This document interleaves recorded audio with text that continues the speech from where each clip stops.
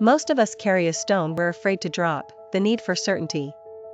We wait to be 100% sure before moving, not realizing this demand is what crushes us.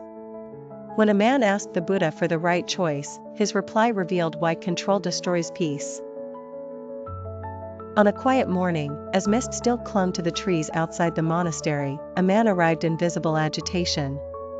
His clothes were neat, his posture upright, but his eyes betrayed a deep unrest. He bowed before the Buddha and spoke quickly, as though afraid the words might escape him. "Master," he said, "I have come for certainty. My life is filled with choices, doubts, and consequences. I want to know the right path. Tell me what will bring success, happiness, and peace, without failure." The Buddha listened without interrupting.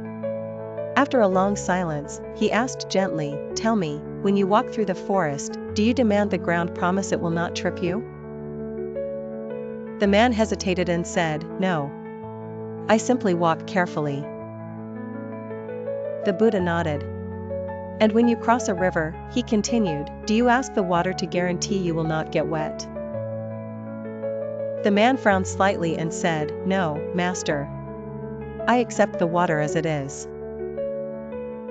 The Buddha smiled softly. "Then why," he asked, "do you demand guarantees from life?" The man sighed and claimed, "Because I am afraid of pain, of loss, of regret. I want to avoid suffering." The Buddha picked up a small stone and held it in his palm. "Imagine," he said, "that this stone represents your fear. Now imagine carrying it everywhere you go, afraid that if you put it down, something terrible will happen." The man nodded. "Would the stone protect you?" the Buddha asked, "or would it only make your journey heavier?" The man looked down and said, "It would make it heavier." The Buddha placed the stone on the ground. "Many people believe certainty brings peace," he said. "But certainty is just another stone." The man protested, "But Master, without certainty, how do we know we are not making mistakes?" The Buddha gestured toward the path stretching beyond the monastery. "When a traveler walks," he said, "does he know every step in advance?" "No," the man admitted. "Yet he walks," the Buddha replied. "And if he stumbles, he rises. If he takes a wrong turn, he learns." The man grew quiet. The Buddha continued, "Suffering is not born from uncertainty. It is born from resistance to it."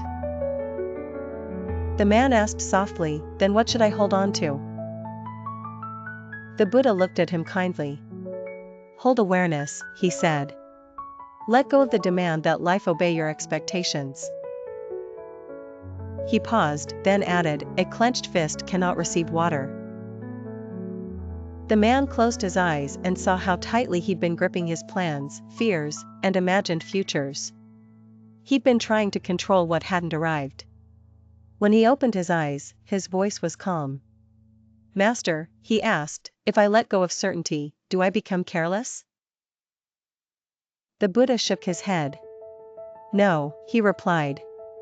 "You will become present." Continued, "Carelessness ignores the moment.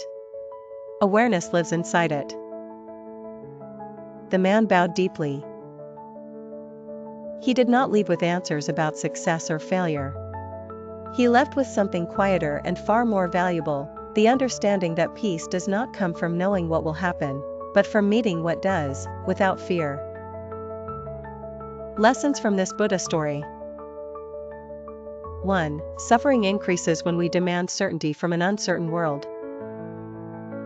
2. Fear disguises itself as control, but control only adds weight. 3. Letting go does not make life reckless, it makes it real. Peace doesn't come from knowing what will happen, it comes from being ready for whatever happens.